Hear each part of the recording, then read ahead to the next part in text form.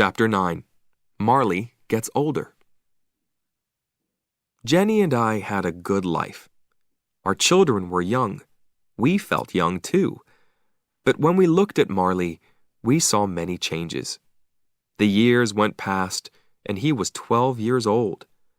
By this time, he couldn't hear anything. His fur was gray, his teeth were brown.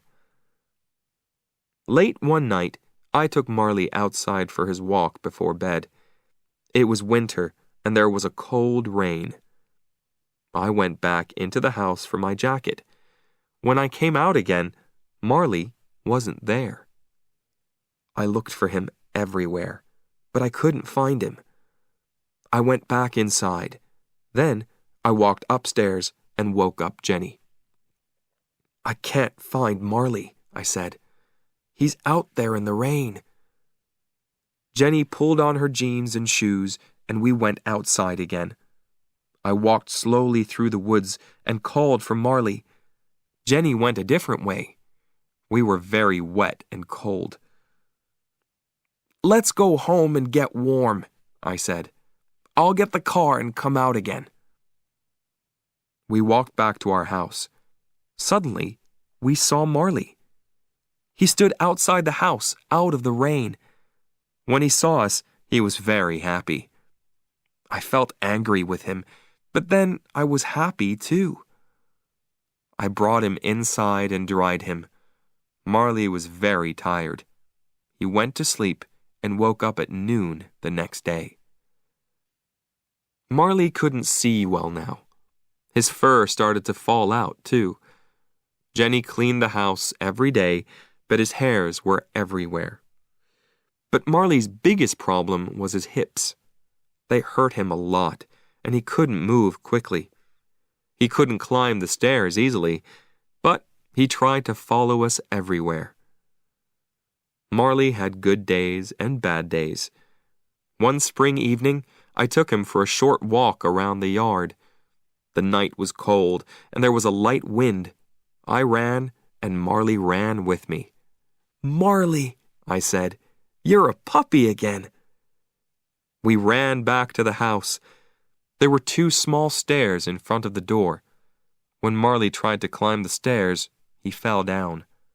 He lay on the stairs and looked sadly up at me. Marley was too heavy for me. I couldn't carry him, so I had to push him up the stairs. Then he stood up and went into the house. When I looked at Marley, I thought, we only have one life, and it can change very quickly. I enjoyed my job on the magazine, but I really wanted to work for a newspaper again. Newspapers were more exciting, and I liked writing about big stories. I also liked getting letters and calls from readers. A friend told me about a job on the Philadelphia Inquirer. This was one of the best newspapers in the United States. I wrote to the newspaper, and I got the job.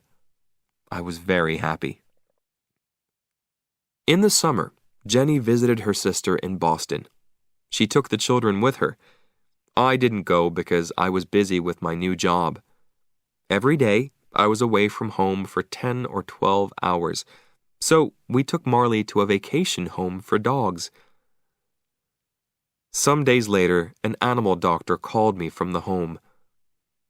"I'm sorry," she said, "but Marley's very sick. When he saw the other dogs, he got very excited. He ate his food too quickly. Then he had a bad problem with his stomach, and he almost died. He's a little better now, but it will happen again." "Oh," I said. "What are you saying?" "Do you want us to help end Marley's life?" she said. "I'm sorry." "Oh," I said. I couldn't think.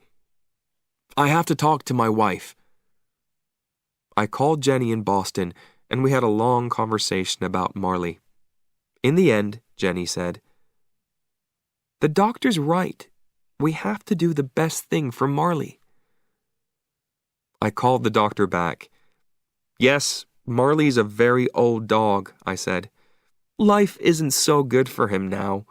He doesn't have many teeth, and he can't hear. His hips hurt him too."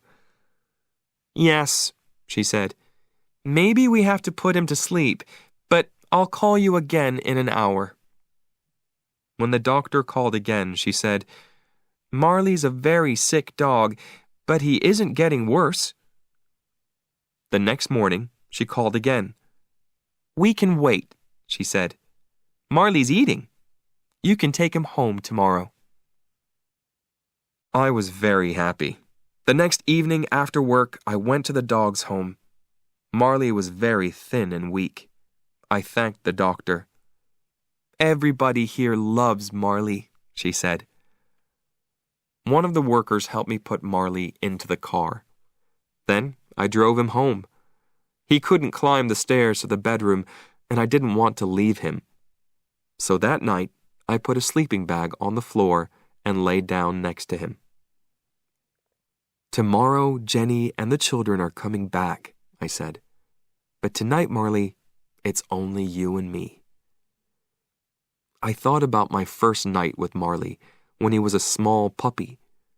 That night, he cried for his mother, and then he slept in a box next to my bed. Now, 13 years later, here we were again.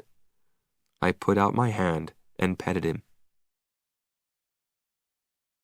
In the next weeks, Marley got a little better. A lot of the time, he lay on the floor in the family room, asleep in the sun. But one morning when I was in the bedroom, I heard a noise. Then Connor shouted, "Help! Marley fell down the stairs!" Marley lay at the bottom of the stairs. Jenny and I ran to him, but then he got up and walked away. "Marley had a bad fall," I told the children. "But he's okay." But Marley was hurt. When I got home from work that evening, he couldn't move.